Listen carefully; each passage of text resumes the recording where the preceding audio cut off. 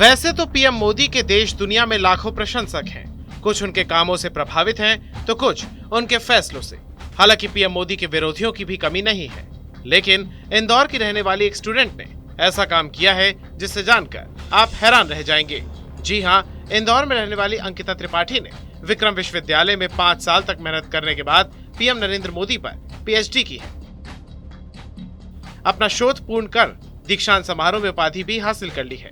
उसने अपने शोध में 2014 में मोदी के पहली बार प्रधानमंत्री बनने से लेकर 30 मई 2019 के दूसरे कार्यकाल की शपथ और वर्तमान समय तक किए गए हर फैसले के विश्लेषण को बताया है।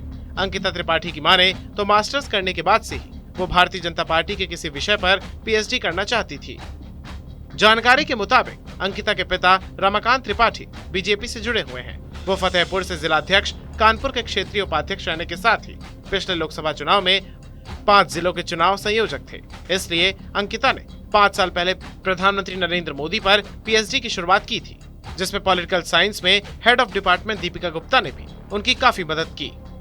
वैसे तो इस शोध में प्रधानमंत्री नरेंद्र मोदी के जन्म, राजनीतिक सफर और गुजरात में मुख्यमंत्री बनने का सफर है। साथ ही मुख्यमंत्री बनते ही पंच योजना पर किए गए कार्य के हर एक बिंदु को प्रकाशित किया गया है।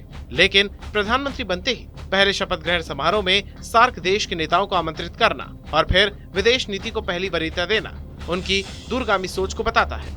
गुजरात मॉडल के आधार पर देश भर में काम हुआ है। केंद्रीयकरण पर बल देकर योजना आयोग को खत्म कर इसके स्थान पर नीति आयोग बनाने से लेकर मन की बात से जनता के प्रथम सेवक की छवि बनाना प्रधानमंत्री नरेंद्र मोदी की लोकप्रियता का सबसे बड़ा कारण बताया गया है।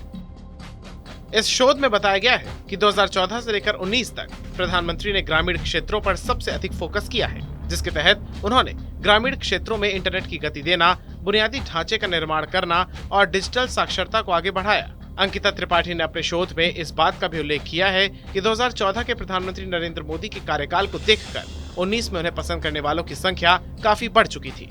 2014 के बाद 2019 में कई राज्य ऐसे भी थे जहां बीजेपी की सरकार आई थी। शोध में बताया गया कि 9 नवंबर 2016 को नोटबंदी, काले धन का मुद्दा ही, गवर्नमेंट भ्रष्टाचार पर रोक, प्रत्येक गांव तक पानी, महंगाई पर नियंत्रण, अल्पसंख्यकों के लिए शिक्षा एवं उद्योग, नई राष्ट्रीय स्वास्थ्य नीति, अस्पतालों का आधुनिकीकरण, गंगा के प्रदूषण को रोकने के लिए नमामि गंगे कार्यक्रम, पक्के घर बनाना, 3 तलाक और कोरोना टीका लगाने आदि प्रमुख मुद्दे और ऐतिहासिक फैसले शामिल हैं।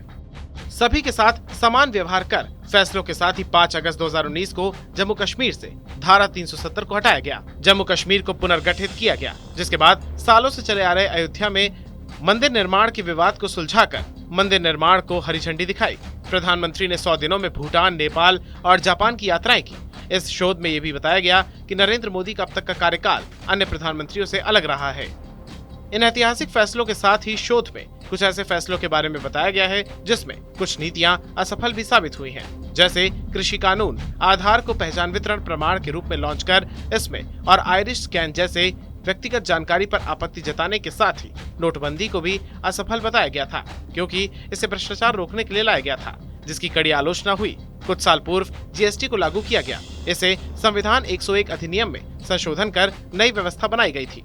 जीएसटी में 8 केंद्रीय और 9 राज्य करों को स्थान दिया गया। इससे छोटे व्यापारियों को काफी परेशानी का सामना करना पड़ा।